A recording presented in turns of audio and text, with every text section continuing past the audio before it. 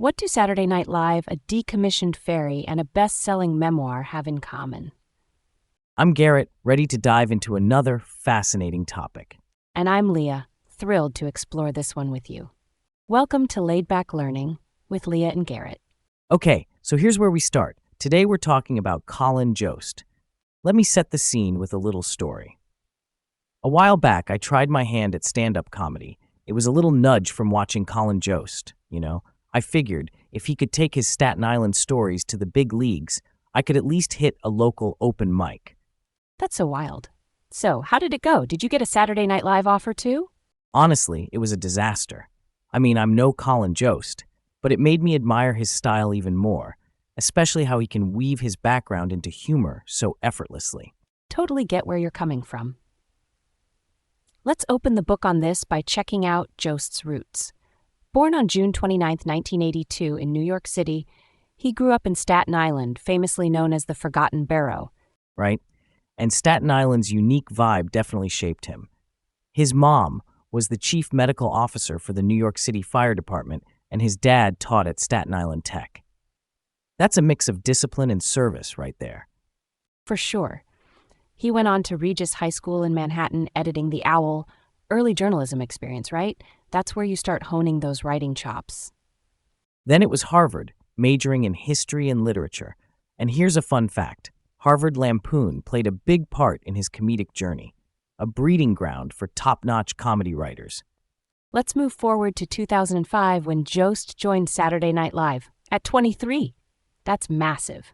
SNL's like the holy grail for comedy writers. Absolutely. By 2012, he was co-head writer. It's a tough gig to innovate while respecting SNL's legacy. Then bam! March 1st, 2014, he steps in as Weekend Update anchor. Big shoes to fill after Seth Meyers. Yeah, taking the reins requires quick adaptation. Jost's deadpan humor, probably inspired by folks like Norm Macdonald and Tina Fey, comes through here. He's got this blend of sharp wit and relatability. That's a solid point. His journey didn't just stay in the SNL bubble, though. In 2020, a very punchable face comes out, adding best-selling author to his credits. And not to forget, longest-running anchor on Weekend Update as of 2021. But there's more. In 2023, he and Pete Davidson buy a decommissioned Staten Island ferry. What a creative leap. That's pretty cool, right? Jost's story isn't just about following a path. It's about creating new avenues. Speaking of new avenues, what if he'd skipped the anchor role? Where'd he be now, Leah?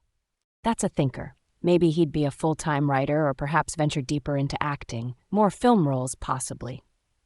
I'm down for that. Yeah, possibly on the silver screen or spearheading new comedy projects. So there he is, resonating not just with audiences on SNL, but even more broadly with his book and, funnily enough, his marriage to actress Scarlett Johansson. Totally adds a pop culture layer. Which got me thinking about a screenplay based on his memoir. That could be gold. Think about how his unique career path could inspire other creatives. Let's wrap that up with a bow.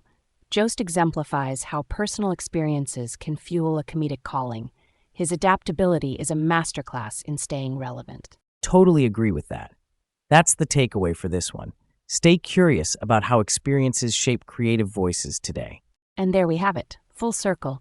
Stay curious and join us for more learning adventures. All right, that ties it up nicely. Thanks for tuning in.